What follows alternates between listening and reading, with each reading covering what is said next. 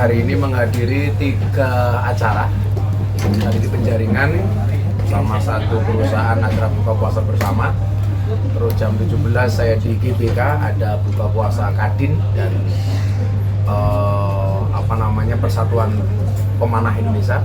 Kemudian tadi terakhir saya diundang untuk menghadiri Nuzulul Quran di kantor DPP PAN bersama Pak Menteri Perdagangan, Pak Zulkifli.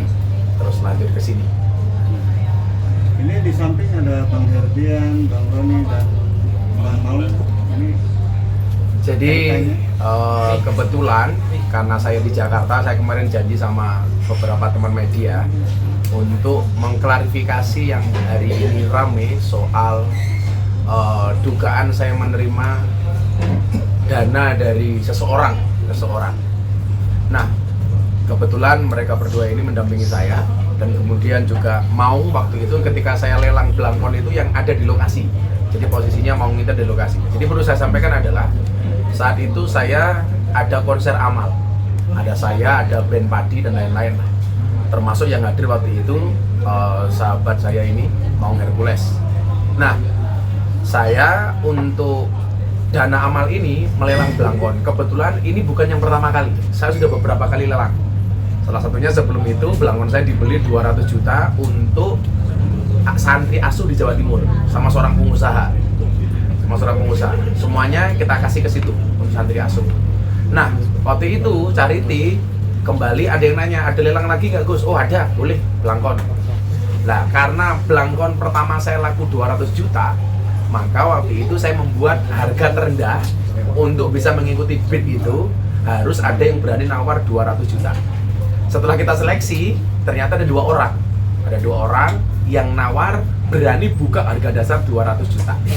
Maka kemudian proses lelang itu terbuka dan live. Kemudian akhirnya yang paling tinggi waktu itu yang bersangkutan ini membeli belangkon saya senilai 900 juta. Dan uangnya langsung semuanya untuk charity.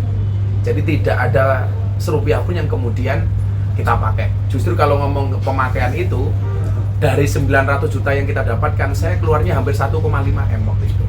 Artinya saya tombok untuk charity itu. Sehingga kalau kemudian disangkakan saya menerima itu bagian dari TPPU, kok menurut saya berlebihan. Dalam fikih Islam, ketika seseorang itu membeli, tidak etis ketika saya tanya begini, contohnya, ini uangnya halal apa haram? Itu nggak boleh. Dalam fikih Islam, ketika barang saya dibeli sama seseorang, saya tanya, kamu mau beli barang saya? Iya. Saya tidak boleh bertanya, uang yang untuk beli barang saya ini kira-kira uang haram apa uang halal? Itu nggak boleh. Bahkan ketika seseorang itu tidak tahu kalau itu uang nggak benar, kita yang menerima sebagai penjual pun sah, halal, nggak ada masalah itu. Nah, artinya saya pikir apa yang kemudian hari ini terjadi udah sangat berlebihan dan ini sangat mencoreng nama baik saya. Karena hari ini saya jadi tidak nyaman ketika kemudian bahkan ada beberapa perusahaan yang punya kerjasama dengan saya, mereka mengancam untuk membatalkan kerjasamanya dengan saya gara-gara khawatir kalau kemudian saya benar-benar menerima aliran dana itu. Ketakutan kan? Sehingga ini secara materi dan imateri sangat-sangat merugikan. Terus itu melalui dananya sendiri masuk langsung ke sebuah yayasan lelang atau ke nomor rekening Gus? Waktu itu dananya karena panitia charity-nya itu minta masuk ke kita dulu. Tapi kemudian langsung kita transfer. Dan itu ada buktinya semuanya. Ada buktinya atas sepengetahuan panitia. Maka kemudian kita transfer. Jadi clear, semua bukti transfernya ada. Baik Gus, mungkin Mensewu, tapi jenengan kenal nggak sih sama Wahyu Enzo sendiri? Saya kenalnya waktu itu justru dia sebagai pemilik PT Legion. Awalnya itu PT Legion. Tapi setelah kemudian dia beli, kan saya jadi ngulik-ngulik.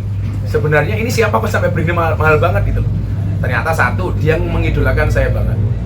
Mengidolakan saya banget. Oh, kan saya tidak boleh menolak siapa yang mengidolakan saya. Saya aja idolan. Nah, mau saja yang punya 1 juta pasukan di Jakarta jadi pengawal saya gitu. Tinggal perintah dikerahkan siap. Tadi beliau ini mau berangkat ke Brebes habis maghrib tadi. Terus saya bilang saya mau cuma sama teman-teman wartawan, dia batalkan ke Brebesnya untuk ngawal Abah, dia bilang. Jadi saya baru tahu kemudian kalau beliaunya ini pemilik ATG itu setelah lelang terjadi. Setahu saya beliau owner dari Legion. Awalnya gitu. Nah, Gus ini kan dananya merugikan nama baik ya Gus ya, maksudnya secara imateri dan materi. Ada langkah berikutnya nggak sih dari Gus Miftah? Nanti soal langkah berikutnya saya nanya kepada teman-teman lawyer yang mendampingi saya ini, karena secara hukum mereka pasti lebih tahu dibandingkan saya. Langkah kedepannya seperti apa, saya pasrahkan kepada mereka. Tapi yang jelas mungkin sekali lagi saya tegaskan, dulu pas lelang amal untuk Charity itu mau nggak ada mau ya? Saya ada. Ada. Ini di Balai Sarbini. Ada beberapa juga Barang lain yang hilang. Ada beberapa toko-toko juga. Toko-toko juga datang. Ada orang tua kita juga ada Ah. hadir, ada Pak Kiai.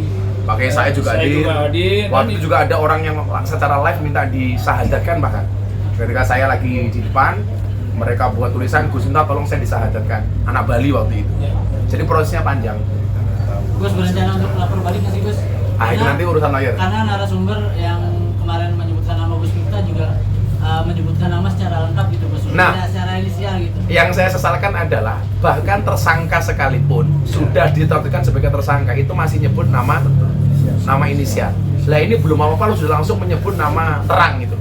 Kalau seandainya mungkin dia mengatakan GM, itu kan masih multi tafsir. Gus Miftah apa Germo kan kita nggak tahu. Ini langsung menyebut nama saya. Itu sangat-sangat merugikan. Dan nanti langkahnya seperti apa, saya pasrah sama teman-teman lawyer. Tapi kalau dari korban minta dikembaliin uangnya, Gus Miftah siap kembali nggak? Ya. Loh, kalau itu kita jelas prihatin. Tapi kalau kemudian disuruh mengembalikan seumpamanya, ini dasarnya apa itu? Karena uang itu juga sudah dipakai untuk amal. Amal, untuk ibadah. Untuk amal. Bahwa saya bersimpati dengan korban itu pasti. Coba kalau kemudian saya nyangkanya itu uang Legion, kan saya juga nggak tahu gitu. Kira-kira gitu Mbak.